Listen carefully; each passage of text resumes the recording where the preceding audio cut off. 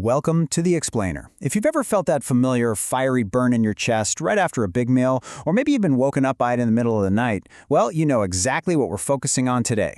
We're looking at the daily, ongoing battle of managing acid reflux and GERD. But instead of just running straight to medication, we're going to explore some incredibly fascinating science-backed lifestyle changes that can transform your digestive health, literally around the clock. So here is the million-dollar question we're tackling today. Can you effectively manage acid reflux without a trip to the pharmacy? Like, are there practical, non-pharmacological tools we can use to tackle the actual physical mechanics of heartburn, starting right at breakfast and carrying us all the way through midnight? All right, let's dive right in by establishing the sheer scale of this problem. As Medicina Moderna highlights, the direct economic impact of GERD and its complications is absolutely massive. We're talking over $18 billion in 2015 alone. And that cost? It's driven heavily by proton pump inhibitor prescriptions. Plus, they note an additional $75 billion, yes, billion with a B, in indirect costs just from lost work productivity. So, finding lifestyle-based solutions isn't just about personal comfort anymore. It's a massive healthcare priority for all of us. But before we can fix it, we gotta understand the mechanics. Gastroesophageal reflux disease, or GERD, is defined as abnormal gastric reflux happening at least once a week, and the main culprit here is your lower esophageal sphincter, or LES. Think of the LES as your body's personal bouncer. When it's doing its job, it keeps stomach acid locked exactly where it belongs. But when it inappropriately relaxes or just gets a bit dysfunctional, it basically opens the VIP rope, allowing that harsh acid to wash right back up into your esophagus. And that is what causes that painful burn. Section 1. Navigating your dietary triggers. Now, the science behind why certain daytime foods trigger your symptoms is actually pretty fascinating. Based on data from the American Society for Gastrointestinal Endoscopy, it's not just random bad luck. Take chocolate, for instance. It contains a chemical called methylxanthine, which physically relaxes that sphincter muscle we just talked about. And those fizzy carbonated drinks? They cause gaseous distension. Basically, they bloat you up, which increases the pressure inside your stomach and quite literally forces the acid upward. Even fatty and fried foods are a double whammy. They relax the sphincter and they delay your stomach from emptying. Moving on to Section 2, evening relief, herbs, and quick fixes. A lot of people naturally look for alternatives when evening hits and symptoms flare up. A simple cup of chamomile tea can actually have a really nice soothing effect on the digestive tract. Then there's ginger root, which has been a staple folk remedy for literally centuries.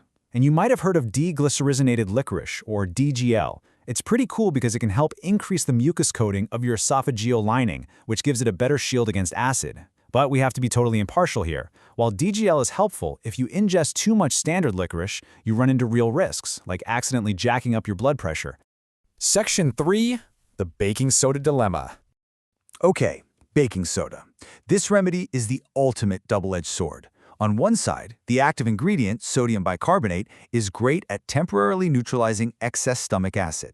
When you mix half a teaspoon into water, it basically mimics your pancreas, which naturally pumps out sodium bicarbonate to protect your intestines. Sounds great, right? Well, contrast that with the long-term danger. If you overuse it, your stomach suddenly decreases its acid, which triggers a massive acid rebound. Your body panics, produces way more acid, and your symptoms actually get worse. And it doesn't stop there. Healthline issues some really strict warnings about baking soda toxicity. Relying on this stuff long-term can lead to severe metabolic complications. We're talking hypokalemia, which is low potassium, hypernatria, which means your sodium levels spike, and it can actively worsen existing heart failure or kidney disease. So the absolute crucial takeaway here is that this home remedy is strictly for occasional short-term emergencies. If you're pregnant or dealing with cardiovascular or kidney issues, you really need to avoid it entirely. Section 4. The nighttime shift and a massive sleep position breakthrough. Think about what happens when you go to bed. When you lie flat, totally supine, gravity is no longer your friend. The stomach perfectly aligns with the esophagus, which is practically an open invitation for acid to easily pool right in your chest.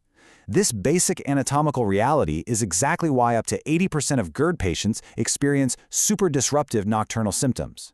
It wrecks their sleep quality and completely ruins their functioning the next day. But there is a massive breakthrough hiding in plain sight: the left side advantage. Because of the quirky way our internal organs are arranged, sleeping on your right side positions your stomach directly above your esophagus. It basically turns you into a leaky bottle. Conversely, if you just roll over and sleep on your left side, you utilize gravity to keep the stomach below the esophagus. It is literally the most favorable position for clearing acid and minimizing that exposure.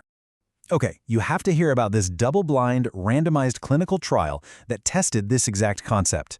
Researchers took 100 subjects who were dealing with terrible nighttime reflux and gave them a brand new electronic sleep positional wearable device. It's this tiny 40-millimeter thing worn right on the chest.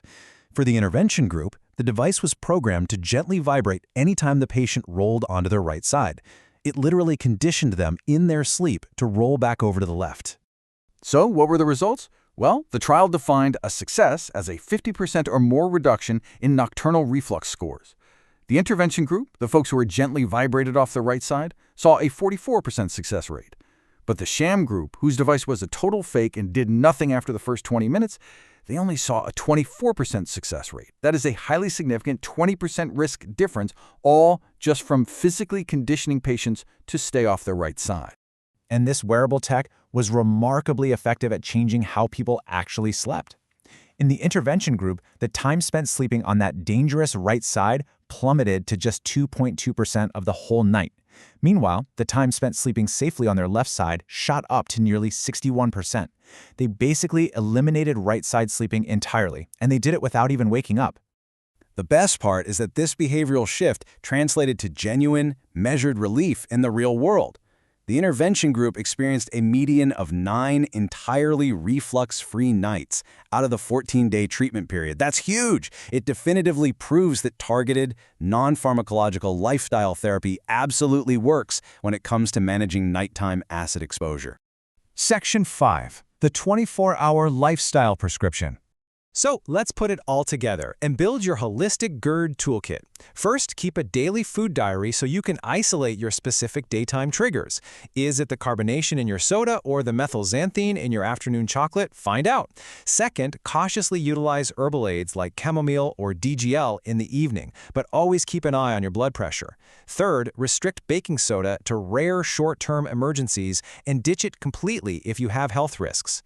And finally, strategically train yourself to sleep on your left side to let gravity do the heavy lifting against nighttime reflux. Because remember, while medication absolutely has its place, these non-pharmacological methods are vital, evidence-based first-line treatments. I'll leave you with this final provocative thought. How might these minor, daily adjustments actually compound into major relief for your long-term digestive health? By just understanding the basic plumbing of your own body and making strategic, science-backed choices from breakfast straight through to bedtime, you have the power to protect your esophagus for a lifetime. Thanks so much for joining us for this explainer, and we'll see you next time.